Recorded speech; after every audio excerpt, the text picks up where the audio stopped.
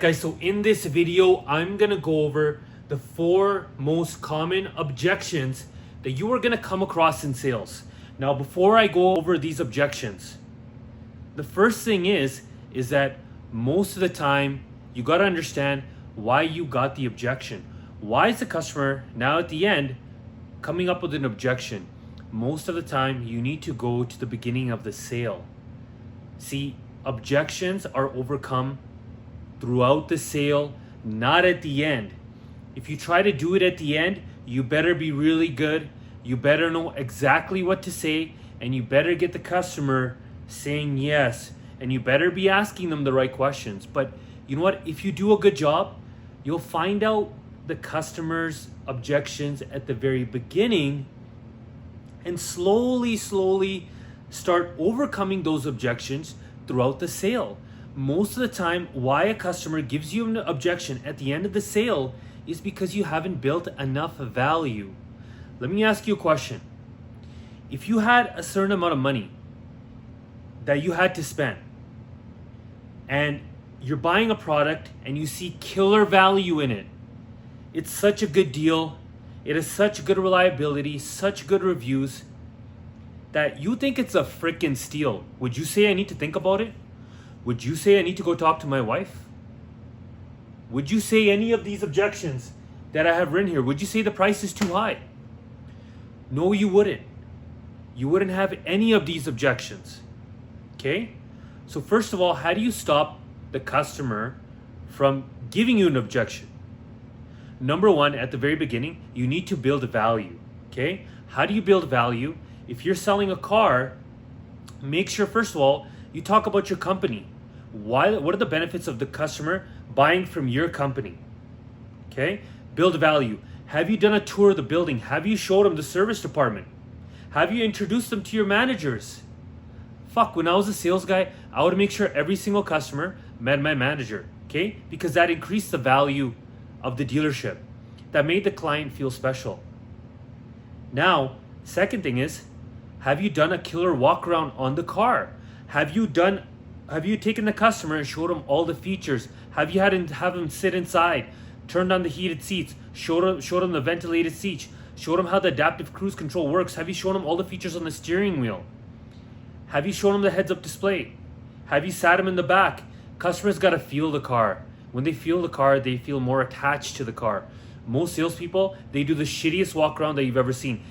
Some salespeople, they don't even bother to do a walk around. And if you keep doing those things, you're going to get the exact results that all those other salespeople are getting. Do a killer walk around. Again, what are you doing now? You're increasing value. When you're on the test drive, are you explaining all the features to the client? Are you getting them excited? Are you asking the right questions? And now when you've come back, by the time you've talked to that client, number one, you know exactly what the concerns were at the beginning. See, if you did a good meet and greet, and if you did a good investigation, you know exactly what the customer's concerns are. Have you pinpointed those concerns? Because those concerns, what they've told you at the very beginning, they will creep up at the end. But what are you going to do? You're going to overcome those concerns at the very beginning. You're going to talk about those features that the customer wants. If their main concern is safety, you're going to talk about that over and over again. And let me tell you, if you build enough value, if you do a walk around of your car, you do a walk around of the dealership, you explain the benefits of them buying from the dealership and buying from you. If you introduce your managers, you build so much value now, the customer is going to think it's a steal, the deal that they're getting. Objections will come when customers feel like there's not enough value. But at the end of the day, guys, so I'm going to go over common objections that you come across. If you know these are going to come across to you, you're going to learn how to overcome them. You're going to learn the word tracks. And those I'm going to go through one by one in my next videos. But in this video, I'm just going to give you an idea of what the 4 common most objections are. And if you know that you're going to get hit with these every single day, would you not learn how to overcome them? Of course you would. So let's get to it. The 4 most common objections that you're going to come across. The first one is, I need to think about it. Everybody says I need to think about it. Okay? Now, what you got to understand, when a customer says I need to think about it, basically what the customer is saying is that I need to think about it because I don't see enough value. That's why they need to think about it. They don't see enough value to spend their money on the product that you're offering. And that's why they are now saying, I need to think about it. But if they knew it was a really good deal, if you had built enough value, they would never need to think about it. They would just sign on the dotted line. They would just say, you know what? Yeah, I'll sign right here. But that's what the customer is really saying. Or the other thing is, all the customer is saying is that you really haven't gotten down to their main concern. When they're saying I need to think about it, what they're saying is that I'm scared. I don't really know. Unsure is what they are. And you really haven't overcome the main objection. And what you need to do is you need to isolate what the real objection is. When a customer says I need to think about it, I say, hey, you know, Mr. Customer, I completely understand. Of course you need to think about it. I haven't given you enough information not to want to think about it. Now, Mr. Customer, when you say you need to think about it, it's not the car, is it? Do you see what I did right there? First thing I want to make sure is that it's not the car, is it? Because if he says no, bam, it's not the car.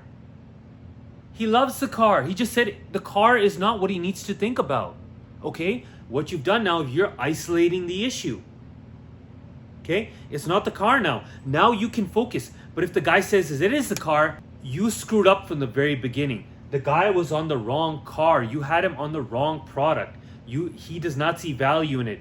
You need to switch things up. But if he says, if I say, Mr. Customer, it's not the car, is it? And he says, no, it's not the car. I say, okay, perfect. So it's not the car. So Mr. Customer, what you're saying is that it's something within the deal. Now, when you're saying I need to think about it, what is it exactly that you need to think about? Is it the price? Or is it the payment? Or is it the trade? What is the most concerning to you? And the guy says, you know, most concerning to me, it's the payment. Okay, perfect, Mr. Customer. So what you're saying is that you love the car, but the payment is concerning to you. Now, Mr. Customer, let me ask you a question. If we could get you to a payment, which you're okay with, is there anything else stopping you from doing business today? And the guy says no. That's how you overcome that objection. You isolate it, and then you get down to the payment. And now you found out it's a payment, and now you work the customer on the payment. Okay? Which I'm going to go way more in depth into, but this is just me just giving you a little bit of an idea how to even start the process of overcoming. I need to think about it. The second thing is the customer says the price is too high. The price is too high. The price is too high. Of course he's going to say the price is too high. Because again, if you had built enough value, he wouldn't think the price is too high. Okay? Why do people pay thousands of dollars for an iPhone and not pay $100 for a Samsung? Why do they do that? Do people ask for a discount? No, they don't. Because you know why? They see value. But what you haven't done, you have this objection now because you have not seen value. They haven't seen value in what you're saying. The third thing is, I need to look around. Obviously, customers, they want to shop around. Number one reason why customers want to shop around is they want to shop around your price.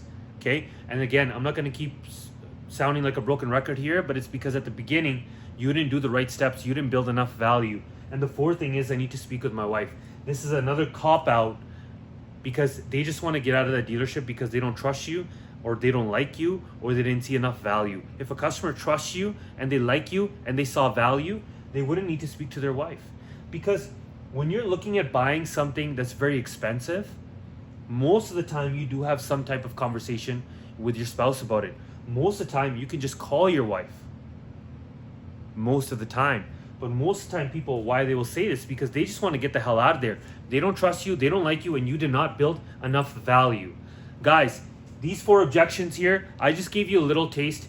In my next videos to come, I'm going to show you exactly word for word, verbatim, how to overcome all of these objections. And if you saw some value, guys, I am here for you. Make sure you text me at 778-928-0430. Ask me any question that you have, because I got your back for life. Make sure you like and subscribe to the channel. Until next time, I'll see you later.